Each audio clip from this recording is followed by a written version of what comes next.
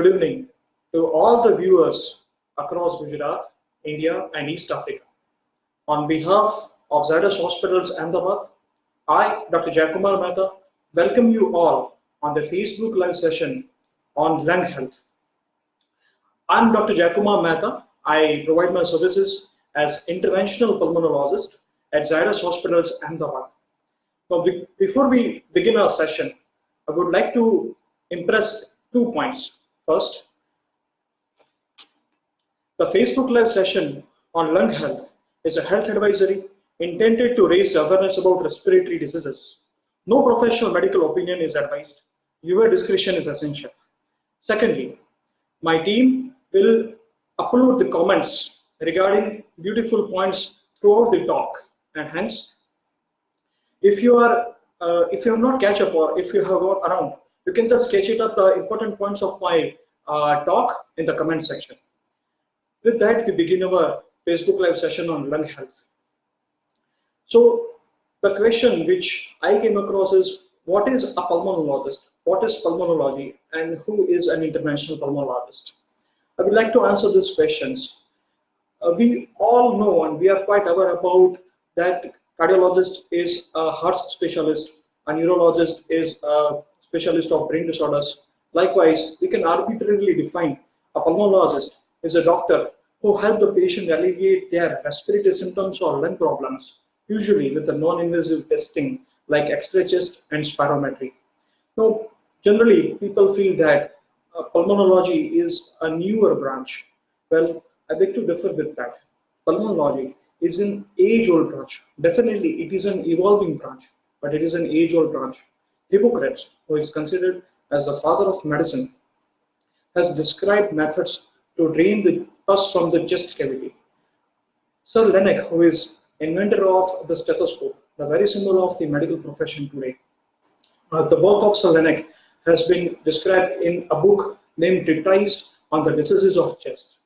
In a current era, modern era of subspecialty and super specialty, they both will be recognized as pulmonologists. Now, with the science evolving, we are having a subspecialty in pulmonology itself. We call it interventional pulmonology.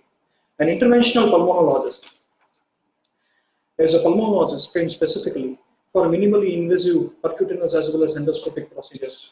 Like me, we all are professionally trained to carry out procedures named bronchoscopy and medical thoracoscopy, which involves insertion of a thin tube-like instrument with camera at the tip of hand. With the virtue of this training and skills, we can practice precision medicine and help patients manage their disease, diagnose, and treat better. Now, coming to the topic of lung health, we all breathe. Breathing is life. Whoever breathes is alive. We all breathe at the rate of 16 breaths per minute, but we are hardly aware of that. Lung is a part of our breathing system, or what we call it as a respiratory system. And to preserve and maintain the lung health, the knowledge of respiratory system is very essential. We breathe, as I told, at least 16 breaths per minute. In 1 year, we breathe at least 1 million breaths. An average person of 80 years of age breathes more than 67 crores, 27 lakh breaths. And we are hardly aware of it, because when we become aware of our own breathing, we are definitely having a disorder. The symptom is named as dyspnea, and it is an indication to meet a pulmonologist. Now, we know breathing in a scientific name like respiration or ventilation. There is a big difference between them. Respiration is carried out by all the cells in the body, whether it is a brain cell, it is heart cell, it is intestinal cell, it is liver cell. Wherever the cell is there is cellular respiration being carried on to produce the ATPs.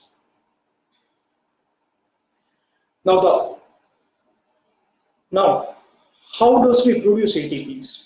ATP is considered as currency of the body.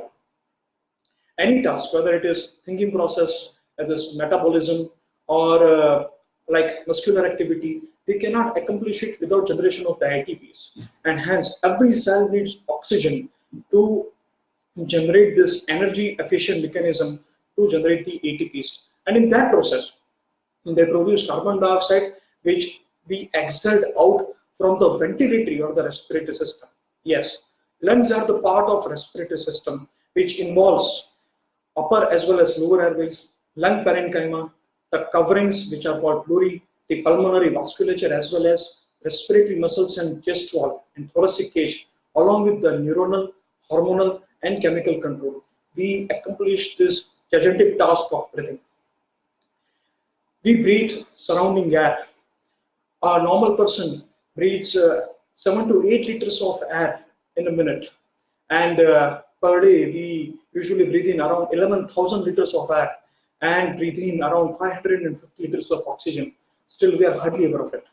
So, how this task happens? Let me explain you with the help of this schematic model of respiratory system.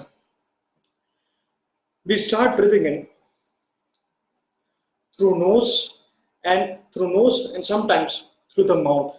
The majority of the breathing takes place, the air goes through the nose, paranasal sinuses, it bypasses the palate and tongue and it enters into this blue structure, we call it trachea or the windpipe, and it enters into the thorax to get supplied into both the lungs.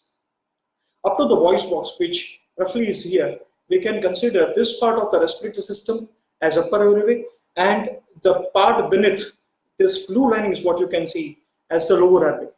So first major windpipe is a trachea which divides into both the lungs into the right and left mainstem bronchus. We can call it first generation bronchi. Then again, as you can see in this model, they divide further. This is the second generation, third generation and so on. You'll be surprised to know that there are 10 raised to 23 generations of these airways. If we can approximately equate with the roadways, it will be around 2,400 kilometers worth of roadways. It's an enormous bundle or enormous network of the airways which supply the air to the lung parenchyma and lung tissues. This pink tissues, they are the lung parenchyma, which is the vast network of the alveoli. You'll be surprised that there will be around 500 to 600 million alveoli, which carries out the process of ventilation, that is oxygenation of the blood and removal of the carbon dioxide from the blood. The roughly area of both the lungs, which carries out this gas exchange mechanism, is roughly the size of a tennis court. It's a gigantic area and gigantic task which is being done here. Pulmonary vasculature is something which gets purified in the lungs and it enters into the systemic circulation in heart, and again with the right heart, the right side of the heart, which is connected with the pulmonary circulation, and it provides blood to both the lungs. As you can see, we are having right as well as left lung. Right lung is a bit larger, it's a bigger and heavier, while the left lung is smaller to accommodate the heart on that part of the thoracic cavity. These lungs are covered with respiratory muscles, thoracic cage, and pleura. Pleura are the coverings, which is divided into the parietal as well as distal pleura, which contain a thin film of fluid.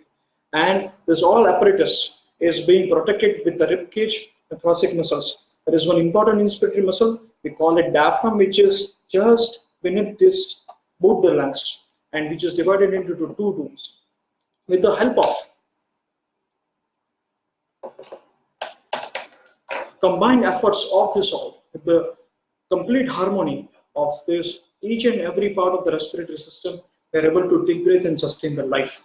How beautiful it is that we consume the oxygen to generate the ATPs or the energy currency, and we exhale carbon dioxide, while on the planet Earth, the other life form, the plant kingdom, they, by the virtue of photosynthesis, consume carbon dioxide and they generate the oxygen. How beautifully this both the life forms are existing. And when we come across the news of deforestation and deforestations, we are damaging the Earth's lungs, and when we damage Earth's lungs, we might be damaging our own selves. So please contribute into the green Earth. Coming back to the respiratory system, each part of this respiratory system is having its own set of disorders, but they all communicate with major only 4 symptoms like cough, sputum production, chest pain, and breathlessness.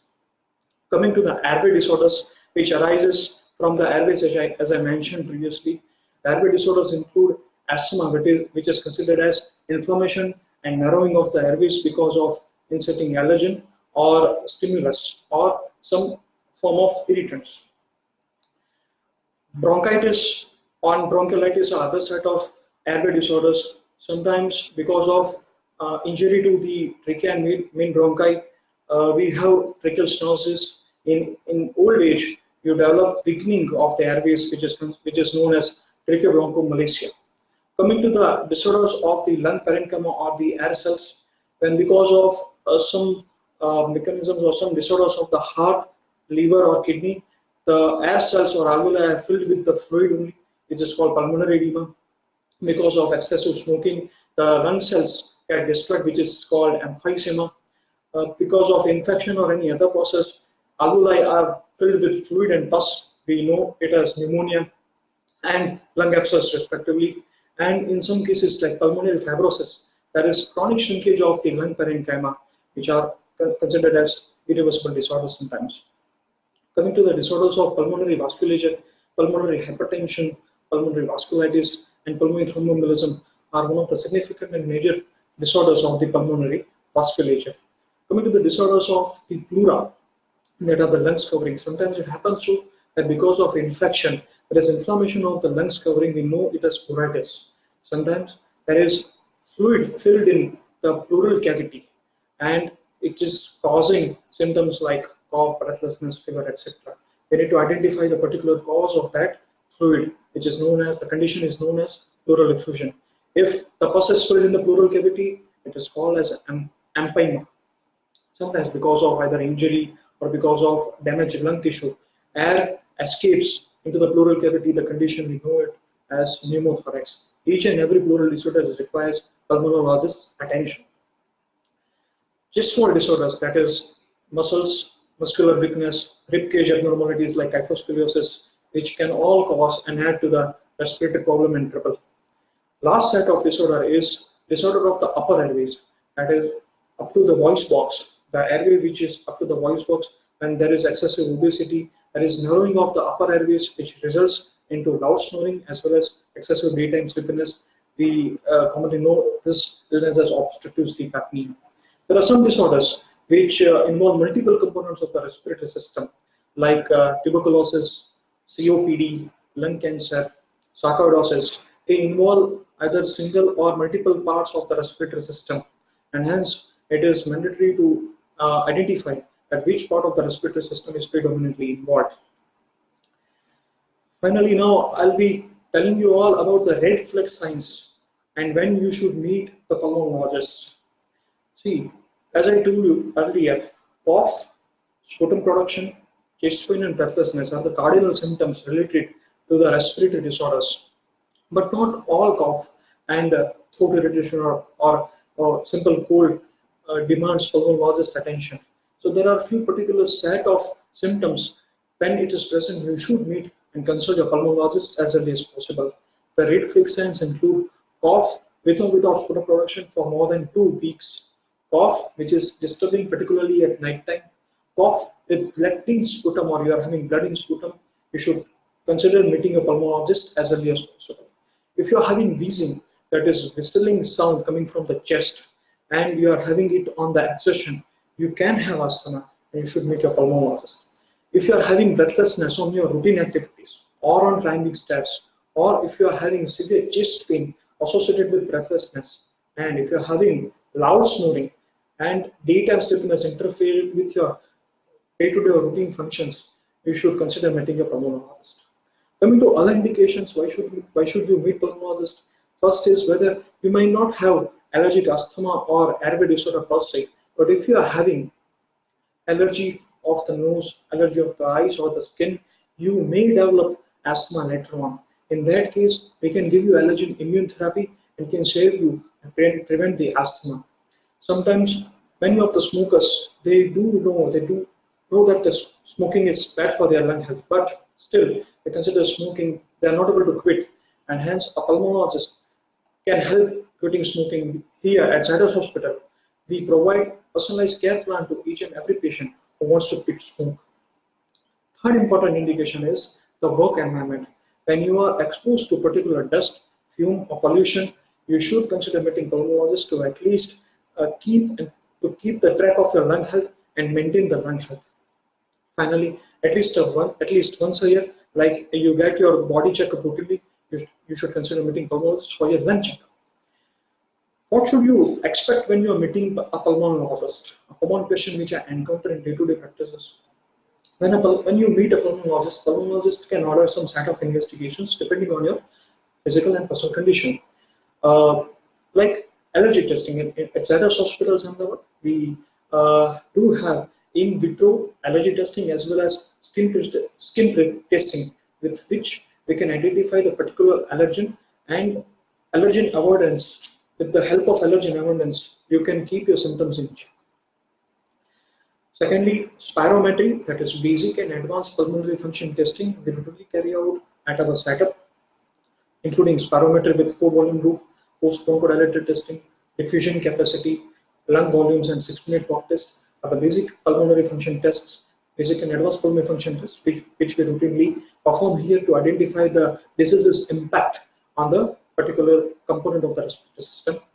If you are suffering from daytime sleepiness and loud snoring, we do have sleep study as well as sleep application studies to carry out and diagnose and effectively manage that. And last, if you are suffering from a condition which requires an attention of interventional pulmonology procedures like bronchoscopy and medical thoracoscopy, we do have an interventional pulmonologist who can we offer that services also. Finally, coming to the tips to preserve and maintain the lung health.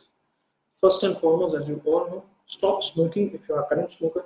Avoid secondhand smoke and refrain from smoking, because smoking is one thing which definitely derange your lung health. Maybe it will be in the later condition, not now, not be the immediate insult, but later on it will definitely decrease your lungs capacity. Second is avoid exposure to the pollutants. Avoid going to the particular areas. Avoid going to the particular areas which are polluted, which are having dust and fumes.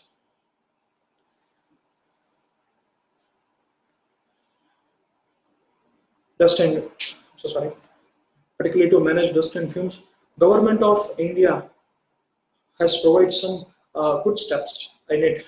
You can download applications like Suffer and Sabir to know the air quality index in surrounding environment, and you can plan your outdoor activities accordingly. Third is for prevention of respiratory infections. You can definitely vaccinate yourself.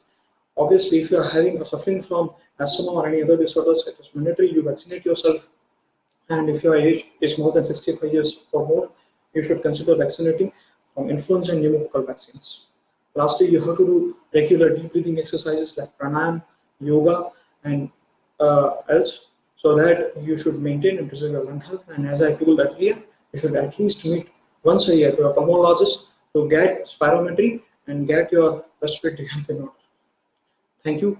Thank you so much for your patient listening. Now I have got a question. Who has asked? So there are ways to manage the refractory asthma. Now, the airway diseases, as I told previously, they're one of the most common and most frequent conditions which we encounter day-to-day basis. Out of 100 patients we see of asthma, there are only 5 cases who are having refractory asthma. So first of all, before labeling it as refractory asthma, we need to find out that this particular asthma is being covered with all basic type of precautions. Like first, the diagnosis of asthma is confirmed with the help of spirometry and post-bronchodilator testing. The allergen testing, which has been which has been taken or not. Third important thing is the inhaler technique, which is corrected or not. The stepwise guidelines have been followed or not, and the allergen avoidance are carried or not. And once we have seen all the, and once we have corrected all these factors, hardly 5% of asthmatics are there who are definitely having refractory asthma. Now, to manage refractory asthma, first of all, we need to find out that where the problem lies, whether it's with the inhaler technique, whether you require more number of inhalers, whether you require added medications or what. Sometimes we may consider some form of other therapy, which may include some form of interventions, and then we treat and control the refractory asthma.